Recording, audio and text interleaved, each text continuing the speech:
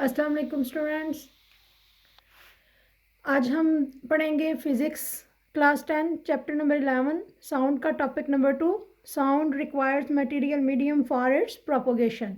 Last time हमने पढ़ा था कि sound is produced by vibrating body, और वो भी हमने एक एक्टिविटी से देखा था कि एक्टिविटी के ज़रिए प्रूव किया था कि साउंड पैदा होने के लिए किसी ना किसी वाइब्रेटिंग बॉडी की ज़रूरत होती है, यानी कि जिस्म का वाइब्रेट करना लाजमी होता है।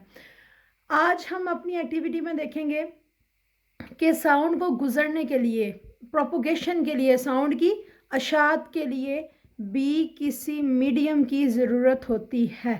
मीडियम क्या है? मीडियम आपके पास 3 टाइप के मीडियम है। ठीक है, मीडियम आपके पास हवा भी हो सकती है, मीडियम आपके पास पानी भी हो सकता है या कोई भी माया, और मीडियम आपके पास ठोस शय भी हो सकती है। हमने ये प्रूव करना है कि साउंड गुजरने के लिए किसी मीडियम की ज़रूरत होती है, यानी कि साउंड जब एक जगह, आपने जैसे तारीफ में पढ़ा था कि साउंड जो है वो sound is a type of energy.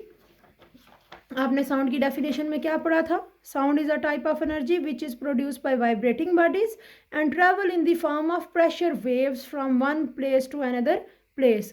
कि ये जो साउंड है, साउंड वेव्स की शक्ल में एक जगह से दूसरी जगह ट्रैवल करती है। तो साउंड जो है वो एक जगह से दूसरी जगह पे ट्रैवल कैसे करेगी? इसको ट्रैवल करने के लिए, इसको गुजरने के लिए किसी ना किसी मीडियम की ज़रूरत होती है। ये आज हमने प्रूव करना है। तो एक्टिविटी प्रूव करने से पहले आपको ये समझ होनी चाहिए कि साउंड लॉन्गिट्यूडनल वेव की एग्जांपल है। लॉन्गिट्यूडनल वेव आपने फर्स्ट यूनिट में पढ़ा है कि मैकेनिकल वेव की 2 टाइप्स थी, लॉन्गिट्यूडनल एंड ट्रांसवर्स। तो मैकेनिकल वेव्स ऐसी वेव्स होती हैं जो कि रिक्वायर्ड मीडियम फॉर प्रोपोगेशन।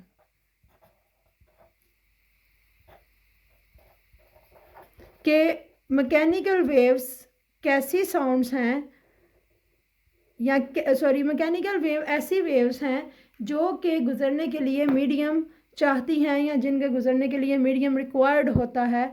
तो बेसिकली फिर साउंड भी मैकेनिकल वेव की एग्जांपल हुई, ठीक है, और लॉन्गिट्यूडनल मैकेनिकल वेव की टाइप हुई। तो इसलिए आप क्या ये भी कह सकते हैं कि sound waves are longitudinal waves, या डायरेक्टली आप कह सकते हैं कि sound wave is a mechanical wave. तो इससे तो ये बात साबित हो ही जाती है कि साउंड वेव चूँकि मैकेनिकल वेव है, मैकेनिकल वेव को गुजरने के लिए किसी मीडियम की ज़रूरत होती है। तो साउंड को भी गुजरने के लिए, एक जगह से दूसरी जगह जाने के लिए किसी ना किसी मीडियम की ज़रूरत होगी, और ये हम आज एक्टिविटी से प्रूव करेंगे। जिसके लिए जो है वो क्या लिया, एक बेल जार लिया है, बेल जार अपरेटस लिया है। बेल जार अपरेटस में ये नीचे वैक्यूम पंप लगा हुआ है। वैक्यूम पंप क्या होता है? जो हवा को बाहर खींचने के लिए, यानी कि किसी भी जगह से हवा को बाहर निकालने के लिए इस्तेमाल होता है, ठीक है। वहाँ पे हला पैदा करने के लिए इस्तेमाल होगा, और हला एक ऐसी जगह होती है कि जहाँ पे बिल्कुल भी हवा नहीं मौजूद होती, ठीक है।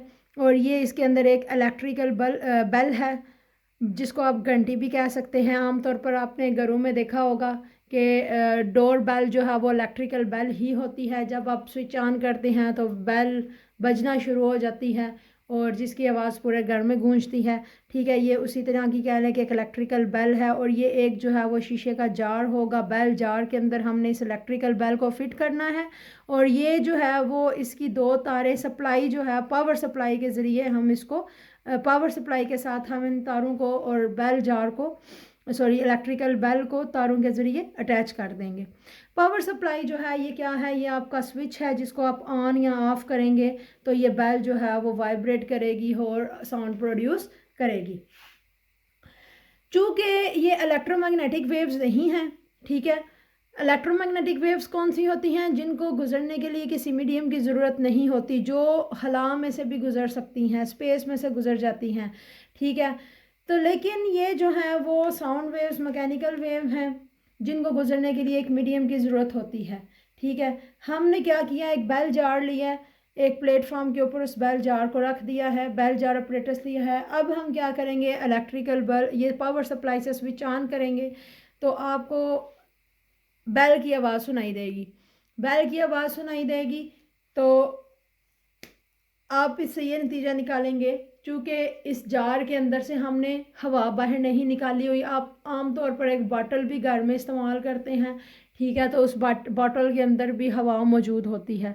जब आप हवा को बाहर निकालते हैं तो आप देखते हैं कि बॉटल जो है वो अंदर से पिचक गई है, ठीक है। वो कैसे पिचक जाती है, क्योंकि वो प्रेशर कम हो जाता है और एयर प्रेशर, हवा जो है वो प्रेशर से बाहर निकल जाती है। इसी तरह इस बेल जार के अंदर भी एयर मौजूद है और बेल को जब हम पावर सप्लाई से ऑन करेंगे तो बेल जो है वाइब्रेट करना शुरू होगी और आपको साउंड प्रोड्यूस होती हुई सुनाई देगी।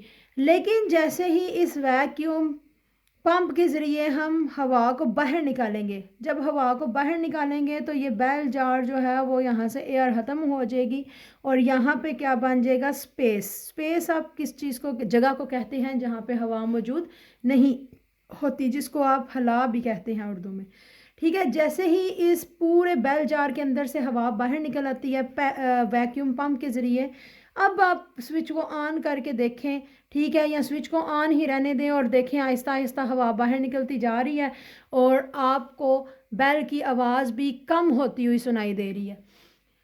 और एक टाइम ऐसा आएगा कि इस बेल की आवाज़ आपको बिल्कुल भी सुनाई नहीं देगी। और वो कब होगा, जब मुकम्मल हवा इस जार के अंदर से बाहर निकल चुकी होगी। तो इसका मतलब ये हुआ कि इस बेल की आवाज़ को हमारे कानों तक पहुंचने के लिए, या इस बेल से जो साउंड वेव्स पैदा हो रही थी, ठीक है, उन साउंड वेव्स को हमारे तक पहुंचने के लिए, इस जगह से बाहर निकलने के लिए किसी ना किसी मीडियम की ज़रूरत थी, जिसके ज़रिए वो एक जगह से चलती चलती दूसरी जगह पे ट्रैवल करके गई और हमारे कानों तक सुनाई दी। अब जब हवा इससे बाहर निकल आई है, कोई मीडियम यहाँ पे मौजूद नहीं है, इसके अंदर ना हवा है, ना कोई माया है, ना कोई ठोस जिस्म है। तो इसका मतलब है कि कोई ऐसा मीडियम नहीं है जो इन वेव्स को लेकर यहाँ से बाहर जा सके।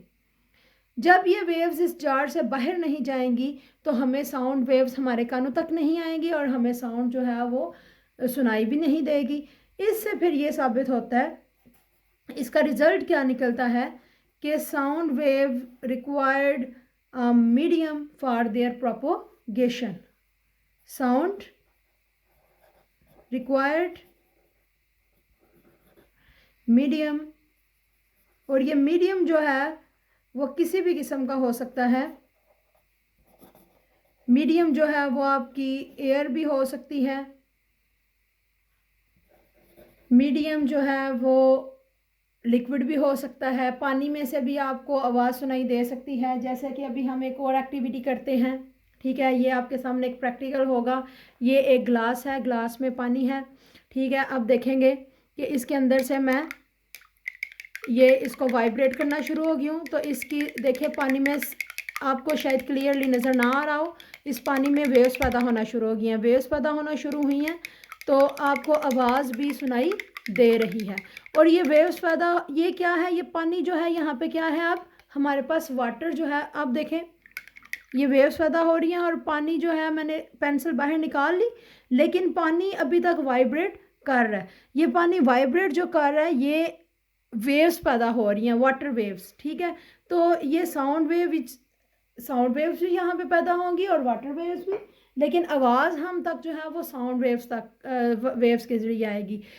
जैसे और ये पानी यहाँ पे क्या था, पानी एक मीडियम था। अब ये पानी एक मीडियम था जिस मीडियम के ज़रिए जो है वो हमें साउंड्स, और दूसरे नंबर पे अब जिस रूम में अगर मैं बैठ के ये वीडियो रिकॉर्ड कर रही हूँ, ठीक है, इस रूम में भी एयर है, इस रूम में बिल्कुल भी हवा नहीं है।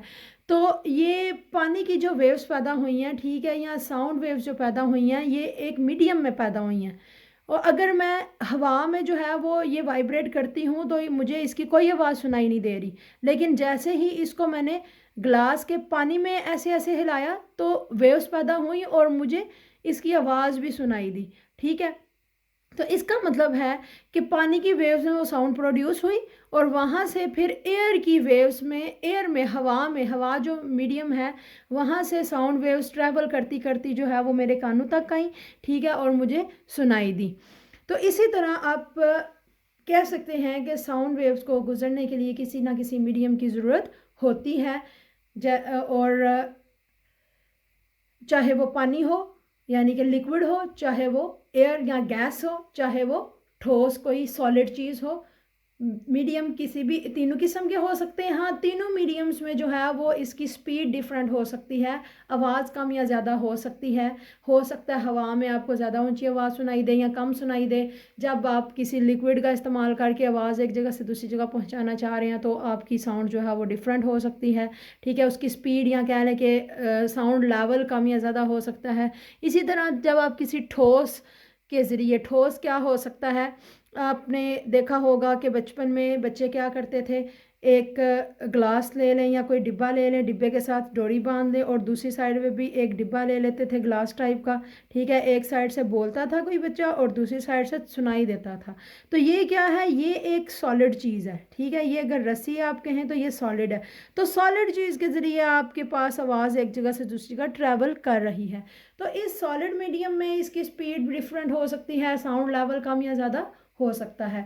लेकिन तीनों केसेस में साबित क्या होता है कि साउंड को गुजरने के लिए, एक जगह से दूसरी जगह ट्रैवल करने के लिए, साउंड की प्रोपोगेशन के लिए, साउंड की अशात के लिए किसी ना किसी मीडियम की ज़रूरत होती है। ये था जी आज का हमारा लेक्चर। उम्मीद है आप लोगों को समझ आ चुका होगा। आज के लिए अल्लाह हाफिज़।